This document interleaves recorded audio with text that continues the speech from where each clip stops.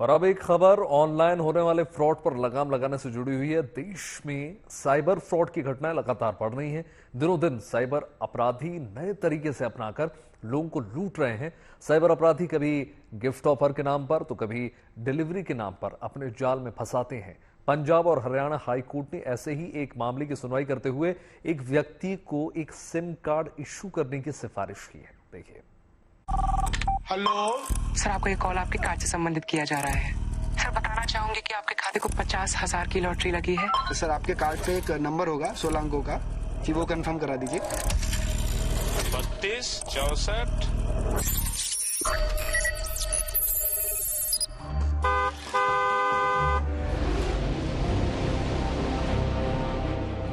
कैसे कोई चीज जिंदगी की जरूरत बन जाती है, यह अंदाजा मोबाइल के बढ़ते इस्तेमाल को देखकर लगाया जा सकता है। मोबाइल ने आम आदमी की जिंदगी को जितनी सहूलियत दी है, उतनी ही जोखिम की आशंका भी बढ़ा दी है।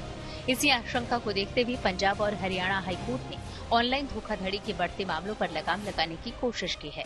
कोर्ट ने ऑनलाइन धोखाधड़ी के एक मामले में आरोपी की जमानत याचिका खारिज करते हुए एक व्यक्ति के पास एक सिम कार्ड होने की वकालत की है।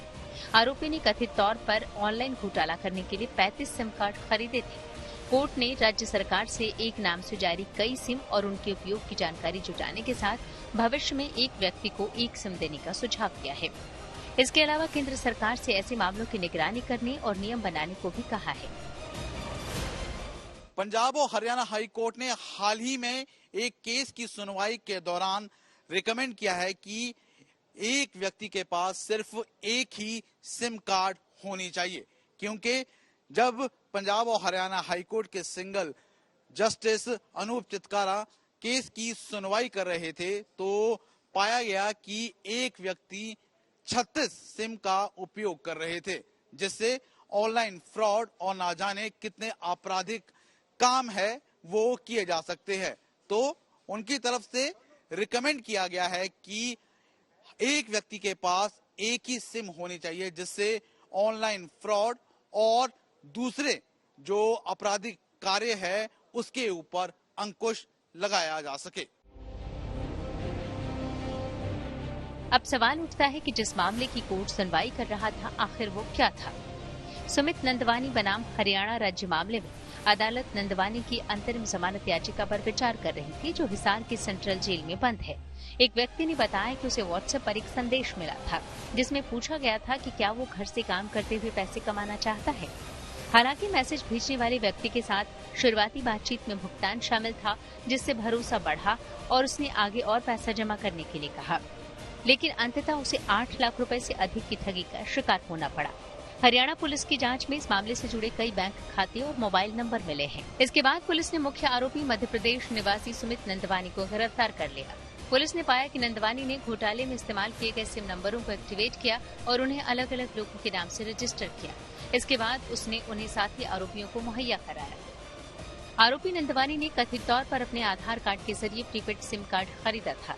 इस पर अदालत ने पूछा कि सरकार ने किसी व्यक्ति को एक ही प्रीपेड सिम कार्ड तक सीमित क्यों नहीं रखा, क्योंकि प्रीपेड सिम कार्ड को एक व्यक्ति तक सीमित करने से साइबर अपराधों में काफी कमी आ सकती है।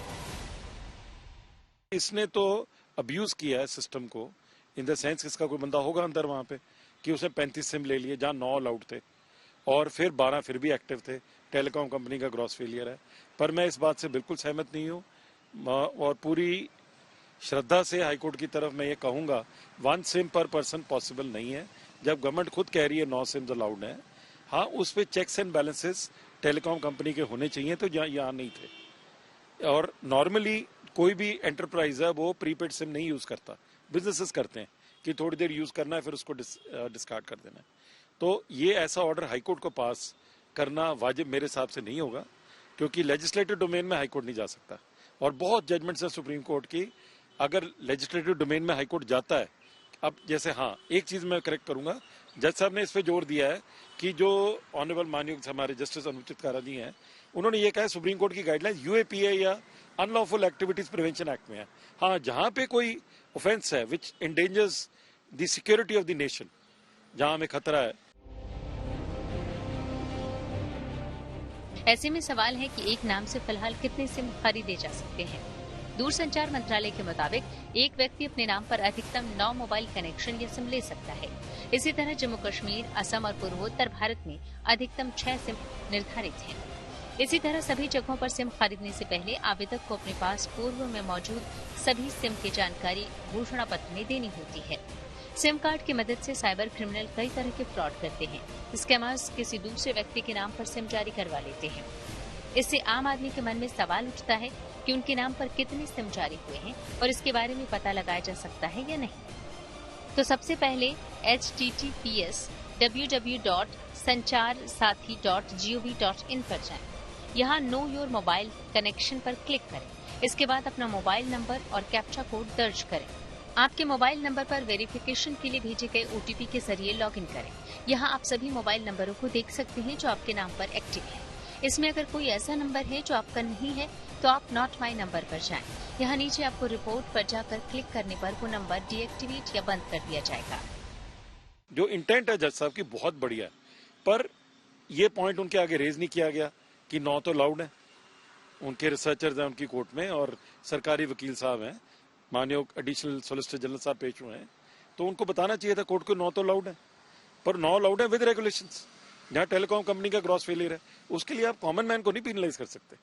कोई बेचारा छोटा बिजनेस कर रहा है, कोई स्टार्टअप कर रहा है, उसको सिम कार्ड चाहिए, 9 उसको अलाउड है, वो ले सकता है, तो वो तो फिर बन जाएगा ना बेचारा, मतलब आप वो तो नाजायज हो जाएगा किसी गरीब के साथ। सो एक चीज को ठीक करने में हम सारे सिस्टम को नहीं बिगाड़ सकते। अगर गवर्नमेंट ने एक पार्लियामेंट्री गाइडलाइन दी है, लॉ बनाया कि 9 सिम अलाउड है एक बंदे को, तो वो फॉलो होना चाहिए।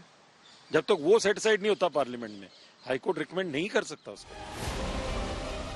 इस तरह अपने नाम पर चल रहे फर्जी सिम कार्ड का पता लगाकर आप मुसीबत में पड़ने से बच जाएंगे। अब सरकार ने मोबाइल और सिम कार्ड से जुड़े नियमों में बदलाव किया है।